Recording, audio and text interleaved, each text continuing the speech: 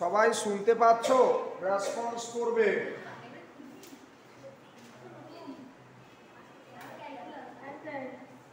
আচ্ছা, CC two এতে mainly কি কি আছে? তিনটে গ্রুপ আছে।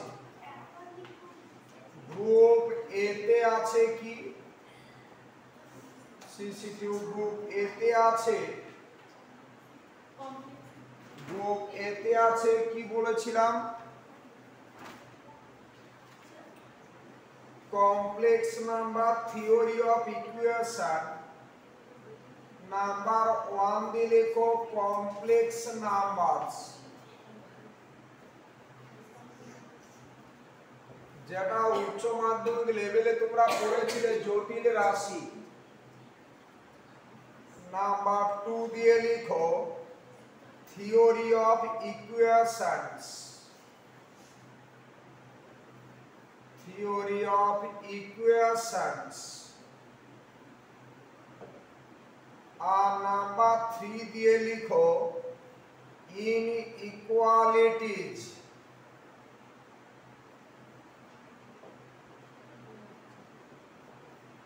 ইনইকুয়ালিটিজ। এটাতে তোমাদের মার্কস আছে 25 মার্কস, এটাতে 25 মার্কস আছে,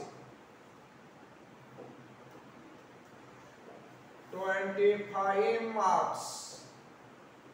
ঠিক আছে, তাহলে এখানে তিনটে জিনিস পড়বো।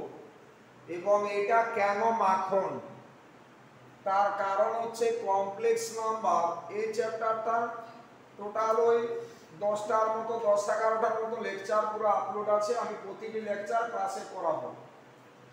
ঠিক আছে, তারপরে আছে থিওরি অফ ইকুয়েশন। এটা যেমন তোমাদের একটা দ্বিঘাত সমীকরণ যদি দেওয়া থাকতো, সেটাকে সমাধান করতে সিদ্ধরাচার্য ফর্মুলা বা কি ফ্যাক্টরাইজেশন মেথড, সেইভাবে আমরা কি করতাম, ওটাকে সলভ করতাম।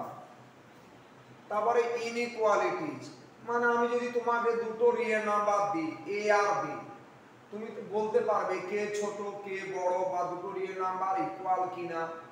ঠিক আছে, তাহলে এগুলো প্রতিটাই হচ্ছে ক্লাসিক্যাল অ্যালজেব্রার জিনিস।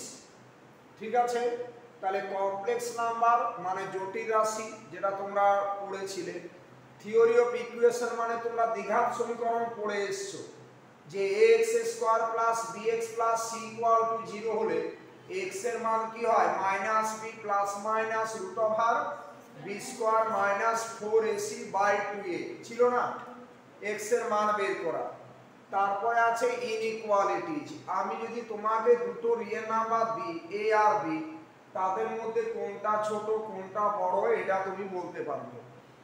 আচ্ছা, তাহলে গ্রুপ এতে আছে টোটাল তিনটে গ্রুপ আছে। সিসি2 তে গ্রুপ এতে আছে এই জিনিসগুলো।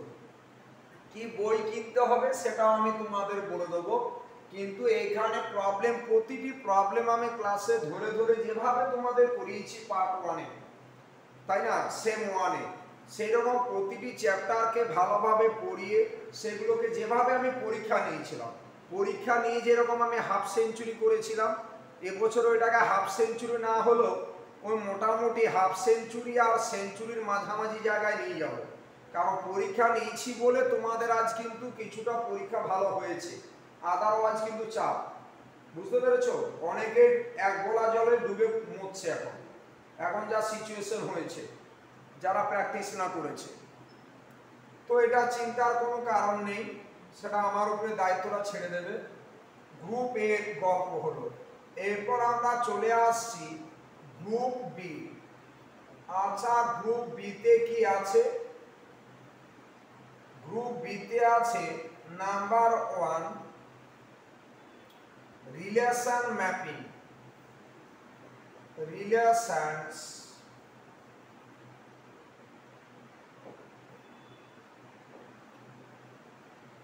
রিলেশনস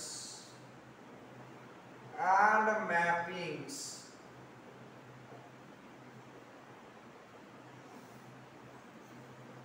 রিলেশনস and mappings, এটা তোমরা মনে হয় ক্লাস 11 পড়েছিলে সম্ভবত।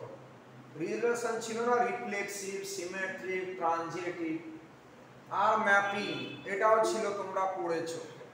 তাহলে এখানে গ্রুপ বি তে আছে এইগুলো রিলেশন এবং ম্যাপিংস। ওকে, তারপরে আছে নাম্বার 2 দিয়ে লিখো ইন্টিজার্স। নাম্বার 2 দিয়ে লিখো ইন্টিজার্স। ইন্টিজার্স মানে পূর্ণ সংখ্যা, ঠিক আছে। তো এখানে পূর্ণ সংখ্যা সেট মানে কি, যাকে আমরা জেড দিয়ে লিখতাম 0 প্লাস মাইনাস 1 প্লাস মাইনাস 2, আমরা এই ইন্টিজার সেটস এর উপর স্টাডি করব, ঠিক আছে। এটা ইন্টিজার্স, খুব ইন্টারেস্টিং, তবে এগুলো জানতে হবে। অ্যাকচুয়ালি কমপ্লেক্স নাম্বার, ইন্টিজার্স বা থিওরি অফ ইকুয়েশন, এগুলো বুঝতেই পারছো যে আজ আমার মনে হয় 20-22 বছর পড়ানো হয়ে গেলো এগুলো নিয়ে, ঠিক আছে। এগুলো আগের সিলেবাসের টোটাল, গতবারও সেমিস্টার এটা ছিল। তো এগুলো একদম সহজ, প্রতিটা জিনিস খুব ভালোভাবে করা আছে। শুধু 10 ইয়ার্স নয়, এগুলোতে 30 ইয়ার্স সমাধান করা আছে, তারও বেশি। এগুলো কোনো ঝামেলা নেই, এগুলো খুব ইন্টারেস্টিং এবং পুরোটাই প্র্যাকটিক্যালি তোমাকে হাতে করতে হবে। তো আশা করি কোনো প্রবলেম হবে না, একটু জাস্ট জিনিসটাকে ভালোভাবে ক্যাচ করো। তাহলে এ হলো গ্রুপ এ, তার সিলেবাস, এটা গ্রুপ বি, তার সিলেবাস। যারা পরে জয়েন করেছো এটাকে স্ক্রিনশট নাও। এখানে CC2 তে কি আছে সেগুলো আমি বলছি। তাহলে আমরা CC1 তো পড়ে এসেছি, সদ্য পরীক্ষা দিয়েছো, ঠিক আছে। এখন CC2 তে দেখো 3টে গ্রুপ আছে, গ্রুপ এ, গ্রুপ বি আর একটা হবে গ্রুপ সি। আচ্ছা, এইগুলোর কি রকম বই সেটাও আমি বলে দেবো। আচ্ছা, তাহলে গ্রুপ বি হলো, এরপর লিখো গ্রুপ সি। গ্রুপ সি তে কি আছে দেখো আগে। গ্রুপ সি তে আছে শুধুমাত্র একটাই জিনিস, সেটা হচ্ছে লিনিয়ার এলজেব্রা। খুব ইন্টারেস্টিং এবং খুব ভালো লাগবে লিনিয়ার এলজেব্রার মধ্যে কোন জিনিসগুলো পড়ে তোমরা পড়েছো, ম্যাট্রিক্স, ডিটারমিন্যান্ট, এগুলো ছিল না এগুলো। তারপরে দেখেছো ম্যাট্রিক্স পদ্ধতিতে একটা অনেকগুলো সমীকরণ দেওয়া থাকতো, তাদের সমাধান, এটাকে বলা হয় এই যে ম্যাট্রিক্স ইনভার্সন মেথড। তারপর তোমরা ক্রেমারস রুল পড়েছিলে মনে হয়, ঠিক আছে। এগুলো সবগুলোই কি লিনিয়ার এলজেব্রার মধ্যে পড়ে। আচ্ছা, তাহলে গ্রুপ বি তে মার্কস কত আছে এটা লিখে রাখো। গ্রুপ বি তে মার্কস আছে, এটা কত নাম্বার, এটাতে আছে 25, প্রতিটাতে 25 করে। আর এটা তো মার্কস আছে 25। ওকে, এই হলো ব্যাপার। তাহলে এটা দেখো গ্রুপ সি তে আছে আমাদের লিনিয়ার এলজেব্রা। আমাদের গ্রুপ বি তে আছে দুটো জিনিস, রিলেশন, ম্যাপিং এবং ইন্টিজার্স।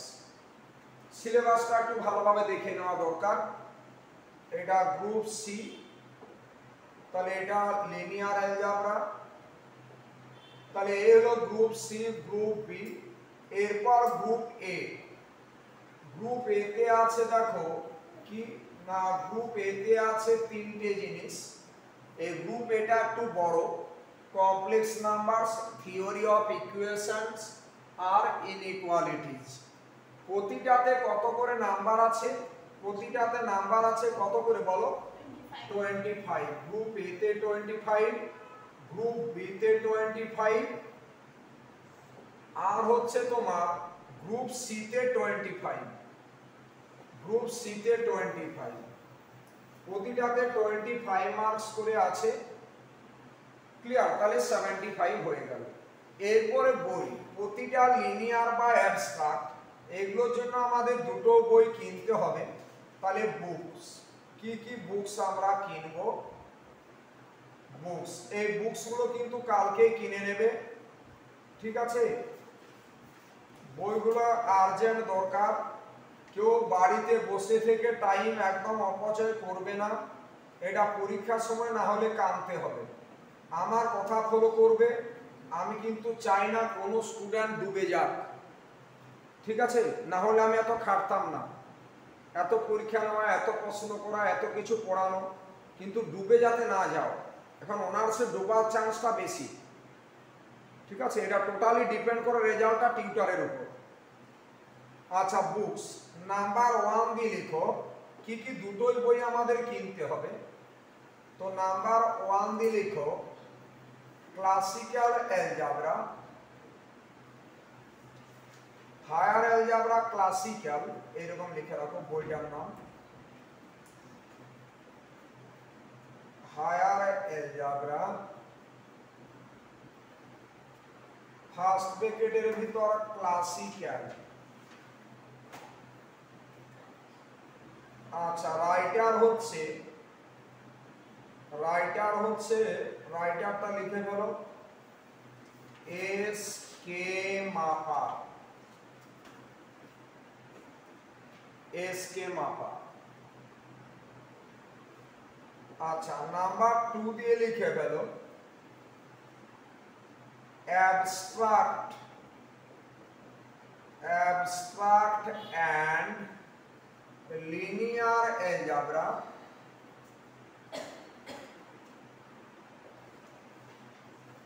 লিনিয়ার অ্যালজেব্রা এটাও লিখে ফেলো, বুকস নেম লিখে ফেলো এস কে মাপা, ঠিক আছে? তাহলে আমাদের অঙ্গে দুটো বই কিনতে হবে। আমরা যত সম্ভব তাড়াতাড়ি এই দুটো বই আমরা কিনে ফেলব, ঠিক আছে? তাহলে দুটো বই আমাদের কিনতে হচ্ছে, একটা হায়ার অ্যালজেব্রা এস কে মাপা আর একটা abstract and linear algebra S K মাপা, এই দুটো বই। এবং বইগুলো আমি চাইবো আগামীকাল তোমরা কিনে নেবে। এই হলো সিলেবাসের গল্প। এরপর তোমাদের যে কথাটা বলার, যে এখানে with respect to same 1 same 2 কোনটা বেটার না? সেম 1 এ কিন্তু তোমাদের আমি সব সময় একটা জিনিসের প্রতি ট্রেস দিতাম একদম প্রথম দিন থেকে শেষ দিন পর্যন্ত, সেটা হচ্ছে জিওমেট্রি। আমি বলেছিলাম জিওমেট্রিতে 35-এ 35 আমার চাই, তাহলে কি হবে? রিস্ক বলে আর কিছু থাকবে না, ঠিক আছে? আর তোমাদের যেটা ছিল ক্যালকুলাস ছিল, আমি জানি ক্যালকুলাসগুলো এত নয়, জিওমেট্রিটাই মেইন। তো এখানে কিন্তু প্রতিটি টপিক খুব ইম্পর্ট্যান্ট এবং প্রতিটা না ওই থিওরির ব্যাপার নেই, ছোট ছোট অঙ্ক, কিন্তু এটা প্র্যাকটিস দরকার। তো প্র্যাকটিসটা আমার দায়িত্ব, তোমরা ভালোভাবে এটাকে রেডি করবে। আমার মনে হয় না কোনো জায়গায় কারো কোনো রকম প্রবলেম হবে, ঠিক আছে? তো তোমরা এই সেমিস্টারের জন্য বুকসগুলো রেডি করো, আর সবাই পরীক্ষার জন্য আলাদা একটা খাতা বানিয়ে নাও। আমি উইকলি একটা করে পরীক্ষা নেব, উইকলি, ঠিক আছে? সপ্তাহে আমি পড়াবো তোমার 3টে ক্লাস অফলাইন, একটা ক্লাস অনলাইন, টোটাল 4 দিন করে পড়াবো, ঠিক আছে? 4 দিনও হতে পারে, 5 দিনও হতে পারে, সিচুয়েশন দেখে, ঠিক আছে? তো মিনিমাম 4 ডেজ হবেই, ঠিক আছে? এর মধ্যে ক্লাসিক্যাল অ্যালজেব্রা প্রথম যেটা আছে, প্রথমটা এইটাকে নেব 2 ডেজ পার উইক তোমাদের। তাহলে এরপর হচ্ছে যেটা গ্রুপ এ, গ্রুপ এর জন্য 2 ডেজ নিতেই হবে উইকলি, 2 ডেজ গ্রুপ এ। আচ্ছা, গ্রুপ বি এর জন্য একটা ক্লাস এখন চালাবো 1 ক্লাস, আর গ্রুপ সি এর জন্য 1 ক্লাস, 1 বা 2 ক্লাস, এটা আমি তোমাদের অ্যারেঞ্জ করব, 2 ক্লাসেস, ওকে? এই হলো ব্যাপার। এরপর ডেট তোমাদের আমি বলেছিলাম যে একটা হচ্ছে সানডে কোটার সময় বলেছিলাম বলো? হ্যাঁ, ওই 8 AM, কারণ রীতিমতো গরমকাল চলে এসছে। আচ্ছা, সানডে, তারপর বলো একটা টিউজডে 5:30 PM, কিন্তু এটা সকালে এত উঠতে পারবে না তোমরা। আচ্ছা, টিউজডে। আর একটা হচ্ছে তোমাদের থার্সডে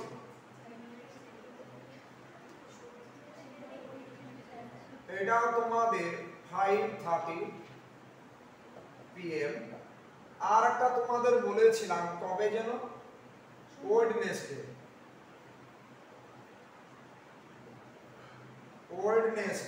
ওয়েডনেসডে তোমাদের আমি বলেছিলাম একটা অনলাইন নেব 7:40 থেকে 8টার মধ্যে, 45 to 8 PM।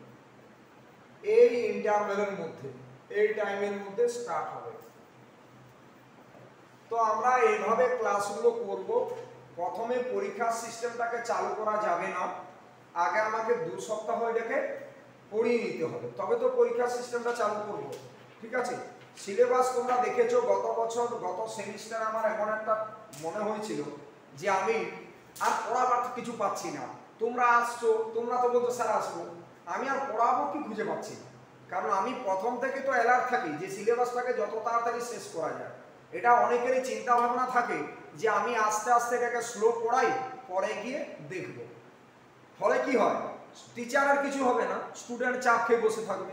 এই জন্য কত স্টুডেন্ট মার্কেটে দেখবে যাও, মানে মাছের মতো এখন ছটপট করছে, আস্তে আস্তে আর শ্বাস প্রশ্বাস পাচ্ছে না।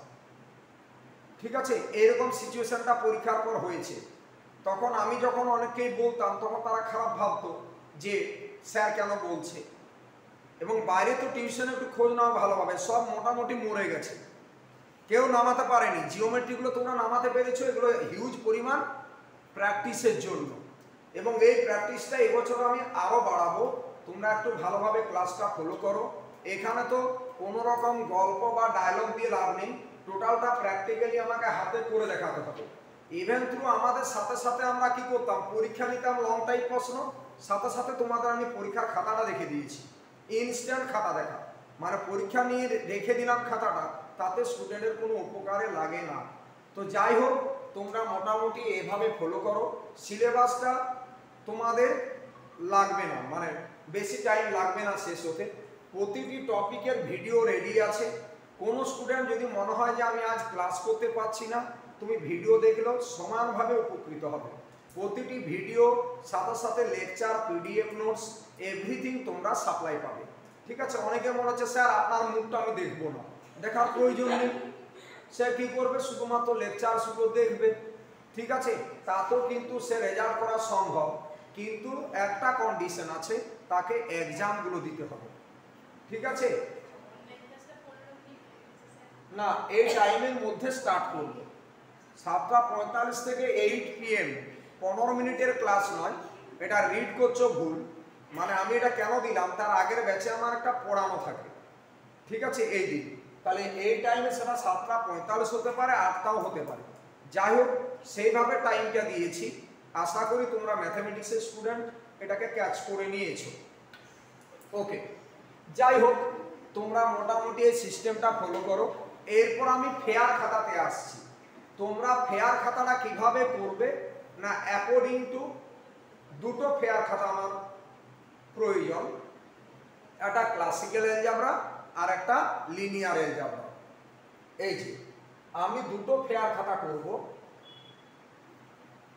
একটা এই যে হায়ার ক্লাসিক্যাল অ্যালজেব্রার জন্য একটা খাতা করব, আর একটা অ্যাবস্ট্রাক্ট বা লিনিয়ার অ্যালজেব্রার জন্য খাতা করব। ঠিক আছে, এবং আমি তোমাদের রিকোয়েস্ট করব, এই জায়গায় সিলেবাসটা আমরা টার্গেট নেব 2 থেকে 2.5 মাস যা আছে, পুরো মাখন সিলেবাস। তোমরা জাস্ট আমাকে পড়াতে দেখো, আমি স্টার্ট করি ভালোভাবে, সদ্য পরীক্ষাটা শেষ হয়েছে। ঠিক আছে, পুরো সিলেবাস হচ্ছে মাখন। ঠিক আছে, এতটা ইন্টারেস্টিং, তোমরা যেভাবে লেবার দিয়েছো সেম ওয়ালে, বা যেভাবে আমরা পড়েছি, যেভাবে আমি পরীক্ষা নিয়েছি, ওই পরীক্ষাটা যদি এখানে নেওয়া যায়, তোমরা পরীক্ষা হলে প্রশ্নটা ছুঁড়ে ফেলে দেবে। কারণ তুমি একবার দেখার পরে বুঝতে পারবে এ তো সব কমন, ওইগুলো আমি লিখে দিই তাহলেই হবে, প্রশ্ন আর তোমার দরকার নেই পরীক্ষার সময়। ঠিক আছে, সেই পরিমাণ যদি আমি লেবার দিই, আশা করি তার থেকে আরো বেশি খাটবো এবং ভালো কিছু একটা করব। ওকে, ঠিক আছে, অল দ্য বেস্ট। চলো এখন ব্যাপার হচ্ছে আরম্ভ করি ক্লাসিক্যাল অ্যালজেব্রা।